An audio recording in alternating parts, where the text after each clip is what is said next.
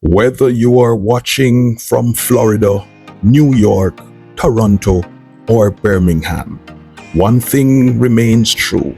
Jamaicans, no matter where we go, always keep an eye on home. And lately, many in the diaspora have been reflecting on Jamaica's journey and its leadership. Prime Minister Andrew Holness is one of the names that frequently surfaces, not just because of his position, but because of his story. A story that, whether you live in Kingston or Connecticut, holds something you can all relate to: perseverance, transformation, and purpose. Today, on Just a Thought, we highlight not politics. Let me say that again. This video is not about politics, but it's about purpose. We spotlight not parties, but progress. We share the journey of a man whose life reminds us that where you start does not define where you will finish. Andrew Michael Holness was born on July 22, 1972 in Spanish Town, St. Catherine, Jamaica. He grew up in a modest home in the community of St. Andrew, raised by parents who were grounded in discipline, education, and faith. His father, Morris Holness, was a farmer and a small business operator, while his mother, Sonia Harvey, was a civil servant. From an early age, Andrew showed signs of academic promise. But more than that, he carried a quiet determination, the kind that many Jamaicans in the diaspora understand deeply. When your roots are humble, every opportunity is gold, and every setback is a lesson. For many living abroad, especially those who left Jamaica in the 70s, 80s, and 90s, Andrew Holness's upbringing might mirror your own: a small home, strong parenting, and big dreams. Education became his ticket to advancement.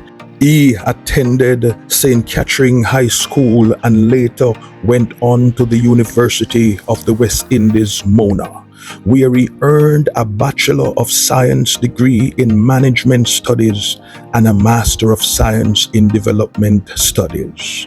It is often said that education is the ladder out of poverty. And guess what? Holness embraced this truth and used it to climb, not for personal gain alone, but to understand systems, structures that affects everyday people.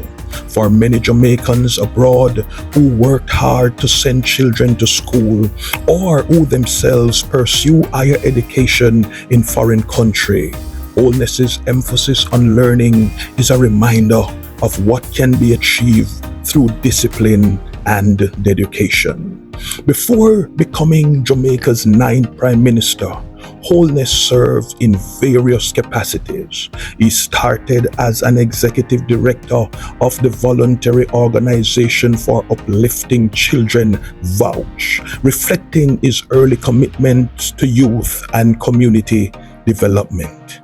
In 1997, he entered representational politics. But politics aside, his journey in leadership mirrors something deeper: a sense of duty. He has always projected an image of calmness, structure, and resilience. Many in the diaspora might not be fans of every policy decision, but they often recognize the value of individuals who strive to serve rather than be served. Andrew Holness is also a family man. He is married to J.A.T, a member of parliament herself, and they shared 2 sons. His commitment to family and values is often underplayed in political commentary, but it stands as a model for young men growing up without stable male figures. His faith has also played a quiet but steady role in his life. Raised in a Christian home and occasionally seen attending worship services, Wholeness often invokes morality and principle in his speeches, even when he's not quoting scriptures. To Jamaicans in the diaspora, especially those whose lives were shaped by church, school, and community, this represents the kind of foundation they know and respect. If you're watching from abroad, perhaps from a basement in Toronto, a flat in London, or an apartment in Brooklyn, this story is not just about Prime Minister. It's about what is possible. What if our children raised in humble circumstances don't give up? What if we taught them that leadership doesn't require wealth but wisdom? What if we reminded them that, like Andrew Holness, they can rise from modest beginnings and influence lives at the highest level? The diaspora plays a powerful role in shaping Jamaica's future. Your remittances build homes, your voices influence perceptions, your investments create jobs. But more than anything, your continued engagement with Jamaica, its people, its stories, its possibilities is a bridge between hope and action. This is not a political endorsement. Let me repeat this also. This is not a political endorsement. It is a reflection on leadership through the lens of inspiration. Andrew Holness may be a political figure, but this story transcends politics. It is the story of a boy from Spanish Town who refused to be limited by circumstance. Whether you support him or not, whether you agree with his decisions or not, you cannot deny the power of his journey.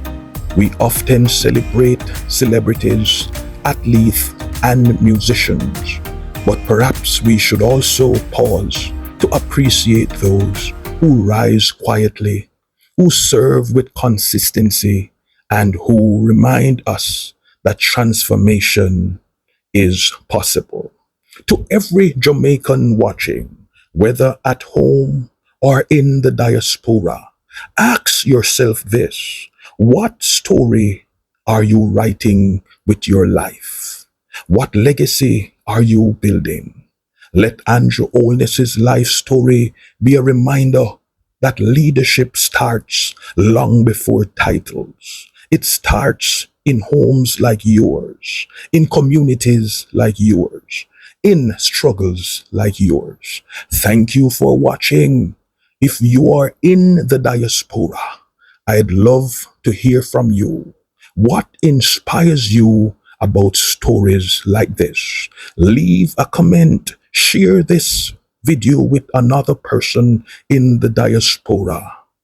And don't forget to subscribe to my channel, Just a Thought, for more stories of hope, leadership, and purpose.